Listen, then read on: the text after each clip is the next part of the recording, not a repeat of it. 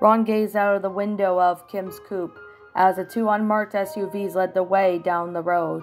Ron's family members were also in one of the furthest ahead, while Kim's family members were in just the one in front of Kim's car. Betty had agreed to let Kim and Ron follow them to the secret hideout in her coupe as long as they stayed close and kept their eyes open for anything suspicious.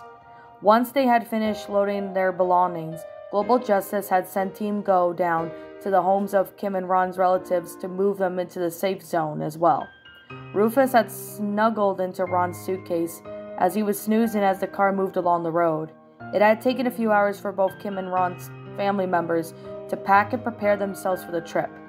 But with the help of Global Justice agents and Dr. Director, they were now on their way. The sun had begun to setting as Kim, Ron, and the Global Justice SUVs headed down the road, so Ron had begun to doze off as Kim drove on. As Ron shut his eyes, he could have sworn he heard a familiar voice calling out to him in his mind. "Stoppable, son," the feminine voice whispered in Ron's head. "Huh?" Ron exclaimed. His eyes were shooting open the second he heard that voice. At first, Ron feared that it might have been Apollyon messing with his head again, but he didn't really feel any dark presence within his mind when he heard that voice calling out to him. "What is it, Ron?" Kim asked, as she saw that Ron was looking around curiously. "It was her, KP. I heard Yori's voice in my head," Ron replied, feeling his heart racing as he continued glancing around. "Yori? Ron, that's impossible." Kim shook her head in disbelief. "The Yamanoji Ninja School was destroyed by that nuclear attack in Japan. There's no way Yori could have survived that." "But I hear her call out to me in my head," Ron insisted. "I don't know if that's possible, Ron. That nuclear blast wiped out 3 whole regions of Japan, and none of the ninjas survived it. You even said that you found their charred remains near the burnt-down ninja school," Kim replied. "But what if Yori somehow survived? Why else would I be hearing her voice in her head?" Ron asked. "It might have been that demon messing with your head again. He knows how unstable your mind and emotions are right now. So Apollyon may be trying to push you over the edge again," Kim speculated. "No, I didn't sense his presence when I heard Yori's voice," Ron replied, shaking his head. "I'm sure it was the real Yori speaking to me somehow. Sensei was able to communicate with his astral projection ability, so maybe Yori has similar powers as well?" "How could she communicate with you if she's dead, though?" Kim asked. "I don't think she's dead, Kim. Yori may have managed to escape Japan before the bomb hit it. That's the only logical answer I have," Ron answered. "She's gotta be alive out there somewhere. I just know it." "How could she have gotten away in time, Ron? That's impossible to outrun a nuclear blast," Kim pointed out. "I don't know, but I'm pretty sure Yori is still alive somewhere," Ron said, feeling a bit of hope returning to him. I'll try using my mystical monkey powers to communicate with Yori once we arrive at the safe zone. Then I'll find out where she is." "I honestly don't know where Yori could have possibly been gone," Kim said doubtfully. "A nuclear blast travels incredibly at fast speed, so the only way Yori could have survived or gotten away in time was when she had superhuman speed. Master Sensei had those abilities, and so do I. Yori must have learned them from Sensei before the attack on Japan," Ron guessed. "Now that you mention it, that's not a bad guess," Kim agreed. "Maybe some miracle Yori did manage to escape the blast." "You seemed to have doubted me a minute ago," Ron inquired. "I know. It just seems so unlikely for anyone to outrun something like that. But I hadn't thought about the possibility of Yori might have had superhuman speed, like you and Sensei, until you mentioned it," Kim admitted. "I understand why. The stress of everything that's happened so far is likely to get in the way of your thinking." "Just like it has with me," Ron replied, sounding more cheerful than before. "Well, at least you have some idea that Yori could possibly be alive, but we don't know where she is," Kim said, gazing out briefly ahead. "I don't know either, but I'll find out later," Ron replied. "If Yori's still alive, I may have a chance on finding out how to control the Red Rage's influence over my head." "I sure hope so," Kim said, "if you somehow lose control again." She paused, remembering that Wade had told her about how Ron lost his insanity and went completely crazy back in Japan. everything he attacked around him, lightning speed of fire. The thought of Ron suddenly losing control like that again was terrifying. If that happened in the safe house, he could potentially hurt or possibly kill anyone in the safe house. The only person who could possibly stand up to Ron in a situation like that was Shigo. But Kim doubted that even though Shigo's superpowers could harm Ron while in a berserker-like state. Hey, just like it had been at Japan. Kim visualized Shigo's confronting Ron after being fully possessed by the Red Rage, only to eventually being struck down and burnt alive by the red lightning and fire.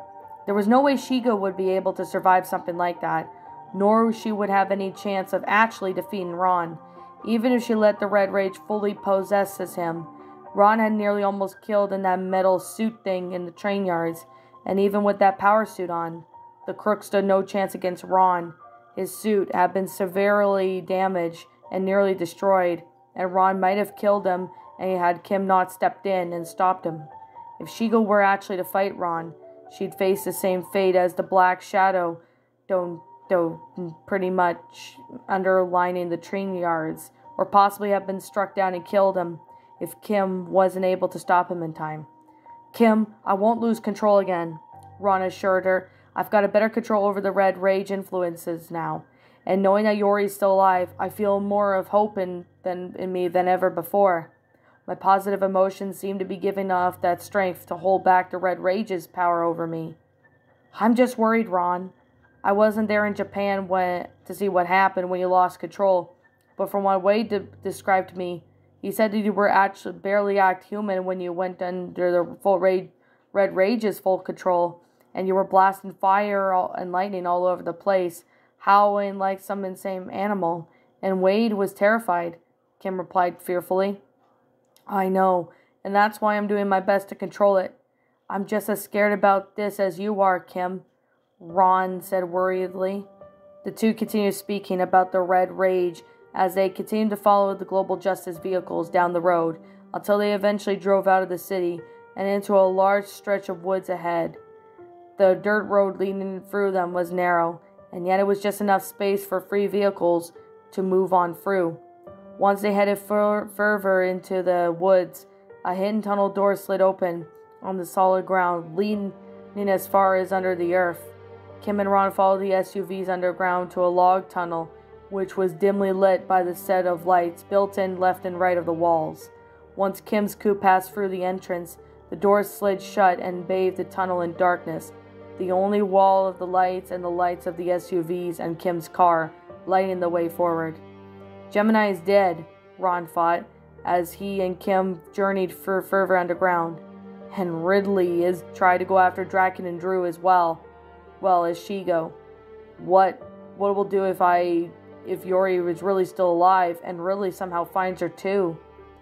Ron didn't even know what to even imagine what Ridley might do to Yori if he got his hands on her. The Black Shadow would most likely torture her for information, then finally kill her. Ron didn't know exactly where Yori was, or if the Black Shadow even knew she was alive, and this worried him. "I've got to find out where Yori is once we arrive at the safe house. I'll try communicating her with my abilities and ask her where she is," Ron thought. Soon, Kim, Ron, and the Global Justice SUVs reached brightly lit light square in the large chamber where several other SUVs were parked in various parking spots. Once Kim and Ron chose an empty spot next to one of the SUVs, they stepped out of the coupe where they saw Dr. Director exiting one of the SUVs next to them. "Glad you see you two made it here in one piece," Betty said. "Gather up your stuff and follow me. I'll show you to where you two will be staying." "Will our families be here soon?" Kim asked. "Yes, Team Go will be arriving with them shortly," Betty replied. Kim and Ron unloaded their stuff from the coupe and followed Betty and the guards through the parking lot towards a large, thick metal door. Once they got to the door, Betty opened it to reveal a long hallway leading to a single door at the end. This door was very large and heavy steel door, which had several security locks along with a card key in the slot wall next to it. Betty slid the card key through the slot and locks the lid open, allowing her to open the large door, which revealed a massive oval-shaped room. In the center of the room was a large fountain with a rotating marble globe in the center, which had water coming out of the top. Large blue leather couches lined the left and right walls of the room, and a single metal door could be seen near the end of the hall, to which the label above said main bunker area. I take it this door leads to the safe zone? Ron asked curiously. Yes, Betty nodded. This is the main lobby, which serves as the main entrance to the bunker, and also a bomb shelter.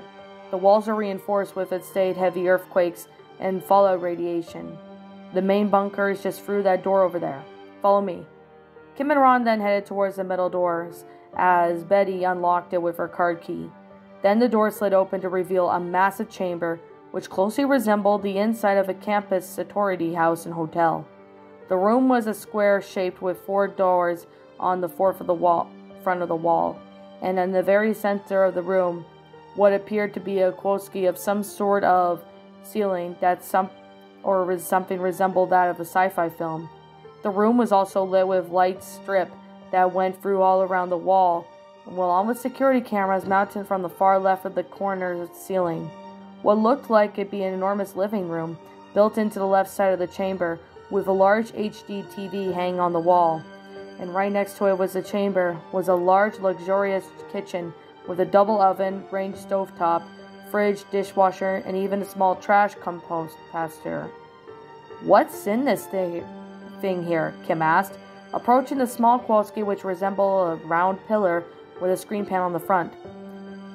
There were also 2 small keypads on each side of the screen and a small round orb on the middle of the pillar with lenses on the center of the orbs on top. That thing's the assistant's HUD. It could display the map of the entire bunker and also assist you with many other things, Dr. Director replied, then approached the HUD. Observe. She tapped into the screen, which it lit up and displayed the word welcome. Afterwards, a hologram looked what seemed to be a map appear above the orb. It showed the entire safe zone, which included the underground parking lot, lobby and main bunker area, and dozens of other huge rooms and chambers that Kim and Ron weren't familiar with yet. From what they have saw from the safe zone, went down about 6 floors in total, and what appeared to be a long tunnel down the 6th floor that went for about several feet, before it vanished off into the hologram. Whoa, this is some advanced tech, Ron exclaimed. Most of the technology in this place is a hybrid of both Laudorian and human technology.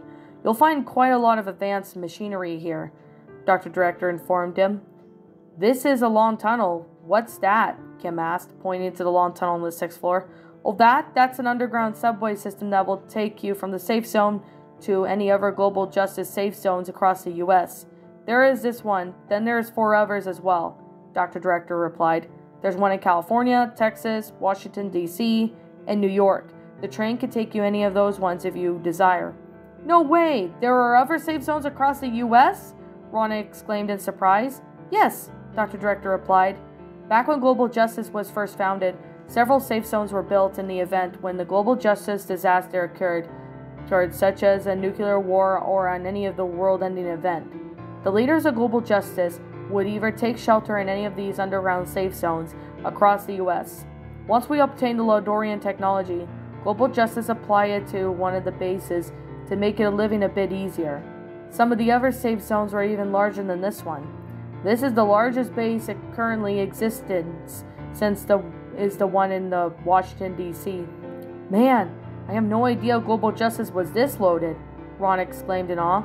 You don't have to think the Black Shadow knows about these places, do you? Kim asked worriedly. No, I doubt it, Dr. Director replied, shaking her head. Very few in global justice, and even those outside of the world, know about these safe zones, so it's safe to say that the Black Shadow doesn't know about it. I don't know, Ron said doubtfully. Ridley seems to know a lot about us, so maybe he may suspect something like this? Don't worry about too much, Ron. He is intelligent and devious, Ridley he is, and he can't know every single detail, Kim replied. I sure hope so, Ron said, reflecting on everything that happened so far. Well then, Dr. Director said, tapping the button into the HUD. Where is the living area, R? The hologram then zoomed in towards what seemed to be a large rectangular area, just below the room they were currently all in. It had various individual squares that appeared to be small rooms. There were also 4 other rectangular additional rooms next to it, with a hall that joined them all together. I take it as these are like the living quarters? Ron asked, pointing at these tiny squares. Yes, and there are about 10 in total, and this small corridor leads to the one adjoining to the first one. You, Kim, and your families will be staying in these rooms until we find the Black Shadow's hideout. If we find it, we'll also find Ridley, Dr. Director explained. Kim and Ron felt discouraged about having to move away from their homes, all because of some evil criminal organization. However, considering the fact that Ridley knew everything about them and their families, it was safe to say that they were going to go into hiding was probably the best choice for now. Given the fact that the Black Shadow had already killed 3 former villains in an attempt to threat to the lives of Draken and Shigo, staying in their homes would prove to be too risky. Ron also thought of Yori and even wondered where she may be. Was it possible that Black Shadow would find her? Ron even made a personal note to contact Yori via his telepathic abilities once he had found a room. I hope we find this scumbag soon. He's truly a monster, Kim replied. Yes, he is, Ron said, reflecting of all the horrible things Ridley has done, including the bombing of Japan. Ridley murdered so many innocent people in the past, and what he did in Japan was absolutely unforgivable. Millions died from the nuclear blast, including the entire Naminochi ninja clan and Master Sensei. I think Yori's still alive, but I have no idea where she is. What makes you think Yori's alive? Dr. Director asked in confusion. When me and Kim were heading in towards the safe zone, I heard Yori speaking to me in my mind, just like Master Sensei sometimes did through my mystical monkey powers, Ron explained. Yori called out my name, but she didn't say anything else afterwards. That's how I know she might still be alive. Dr. Director looked at Ron with suspicion in her gaze, and then she was still aware of Ron's mystical monkey powers, as well as aware of the red rage that had awakened him since Wade had given her the full details earlier. Yet, Betty hadn't been so aware that Yori had done this. If that's the case, it's possible that Yori doesn't want you to know where she is out of fear that Black Shadow may find her location, Dr. Director suggested. How in the world would that be possible? I'm pretty sure Ridley doesn't have the same powers as me, Sensei, and Yori, Ron said in confusion. True, but were you able to fall into the hands of Black Shadow, Ridley would most likely have tortured you for her location, Dr. Director clarified. She's got a point there, Ron, Kim replied. If you were somehow captured by Ridley, he'd probably do exactly that, or possibly even worse. Ridley wouldn't be able to do that so easily, not with my abilities, Ron said confidently. Maybe so, but when it comes to the Black Shadow and Ridley, you shouldn't be so hasty, Dr. Director warned. Betty's right, Ron, Kim agreed. We've already seen what Ridley and his organization are capable of, so I'm pretty sure they'll find a way to capture you, if they so desire it. Well, at least I want to know where Yori is, Ron protested. We shouldn't worry about that now, Dr. Director said. Let me show you to your rooms. Dr. Director guided them through one of the 4 doors to the end of the room, which led down a long hallway into the large rectangular chamber, with 4 doors on each side of the wall. Then the carpet was deep blue sea color, with a long Persian rug that ran across the room. Long light strips attached to the walls lit up the room with a gentle glow. Man, this place is nice. I could really actually get used to this, Ron exclaimed of how luxurious the place looked. It is quite amazing, but wait till you see your rooms, Dr. Director replied, leading Kim and Ron towards the nearest closest door to their left. This one is where you and Kim will be staying. Once she opened the door, Kim and Ron were greeted by the sight of the medium-sized square room with a bunk bed on the right corner, a futuristic-style desk on the left corner with a dresser built into it on the left and right sides, and a small wardrobe was just behind the bunk bed. Up against the wall facing the door was a large dresser with an HD TV gaming system sitting on top of it. The carpet was a light blue color, with plug outlets built onto the floor, with a luxury ceiling fan hung from the wall with large LED lights hanging up from the room. The walls were painted in a simple white with mosaic pattern going all around the top. Despite being slightly smaller than their normal rooms back in their homes, Kim and Ron thought that was pretty amazing. Wow, this isn't so bad actually, Kim exclaimed as she entered the room. A bit smaller than my room, but not too shabby, Ron said as he checked out the whole room. Rufus quickly jumped out of Ron's pocket and into the bottom bunk bed, feeling thick sheets all over. He seemed to have liked the place as well. Say, where's the bathroom? Ron asked, not noticing where the bathroom entrance in the room. It's through one of the doors just outside the one leading to the chamber outside of this room, Dr. Director replied. You could check it out once you've unpacked.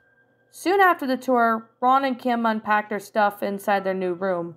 The idea of sharing their room together had not crossed their minds, but since Kim and Ron were boyfriend and girlfriend, they were pretty sure no one else would care that much about it.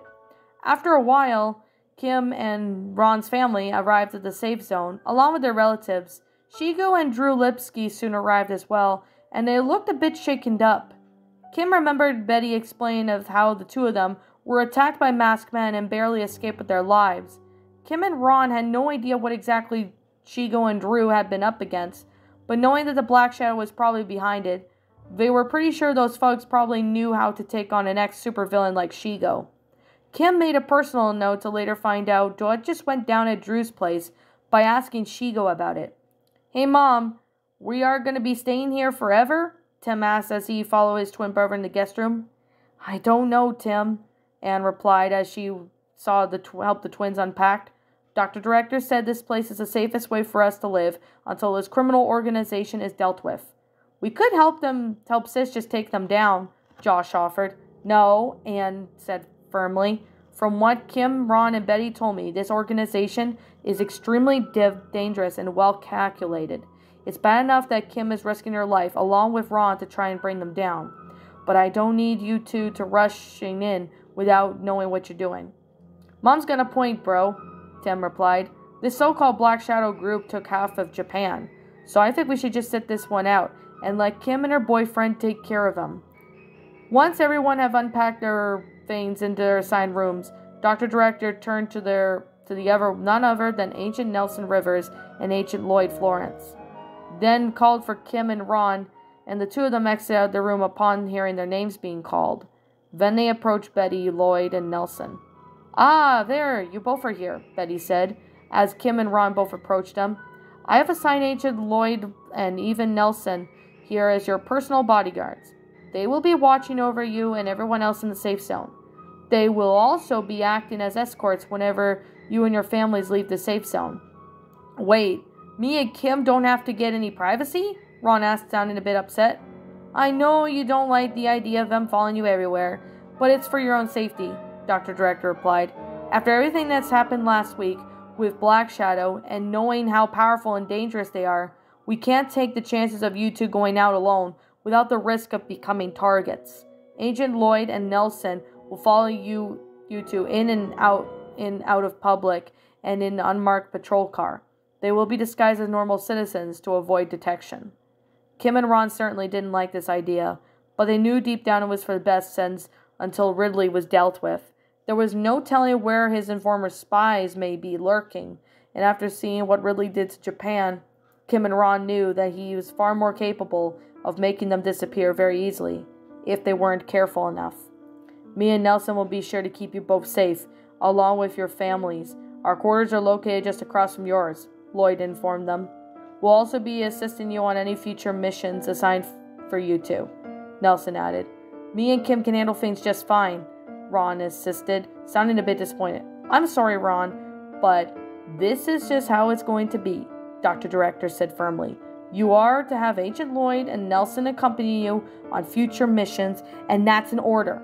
I'm sorry it has to be this way, but I can't risk having my two best agents becoming the next victims of this dangerous criminal organization. She's right, Ron. I don't like this idea much either, but if it'll provide extra protection against Black Shadow, I'll gladly accept it, Kim agreed. Ron still didn't look too happy, but the orders were orders. If Dr. Director said that they had to be assigned backup, then he'd have to deal with it. In a way, though, Ron figured that some extra backup wouldn't be too bad. While he could certainly handle himself against crooks using his mystical monkey powers, Kim wasn't as powerful as he was, and could possibly use some additional backup while fighting crime. and the only thing that made Kim stronger than usual was her battlesuit. But even with that, it wouldn't do her any good if she ended up being outnumbered. The battlesuit reminded Ron of Wade and wondered if he'd be joining everyone here. "What about Wade? Will he be staying here as well?" Ron asked Dr. Director. "Yes, a few of my agents will be bringing Wade along with his mother. They'll be staying in the room next to yours," Dr. Director replied. "That's good to know. I wonder if he completed those upgrades to my battlesuit. Wade told us that they'll be making one for Ron as well," Kim wondered. "Wade actually informed me that he did in fact complete the second battlesuit for Ron, and he's upgraded yours as well," Betty informed. "That'll be nice," Ron commented. "With one of those, I'll be able to handle myself better with whatever Black Shadow throws at us." "I just hope that we'll be able to take down this criminal organization soon," Kim said. "I don't want to live like this forever." "None of us do, but it's for our own good," Betty replied. "You both may return to unpacking your things now." Kim and Ron returned to their room as Lloyd and Nelson headed to their own quarters, feeling a bit upset of the idea of being constantly followed around by two global justice agents. While understood that it was for their own good, Kim and Ron didn't like the idea of not being able to go out in public without some form of suspicion or supervision from global justice. It was to make them feel like kids again, but it wasn't like they had much of a choice. These were direct orders from Dr. Director herself, and from what she said was final. Ron was more eager at this point to find out much more where Yori was, and moreover how he'd be able to better control the red rage within him. That dark power, following within his veins, was something that Ron feared just as much as the idea of losing Kim and those he loved.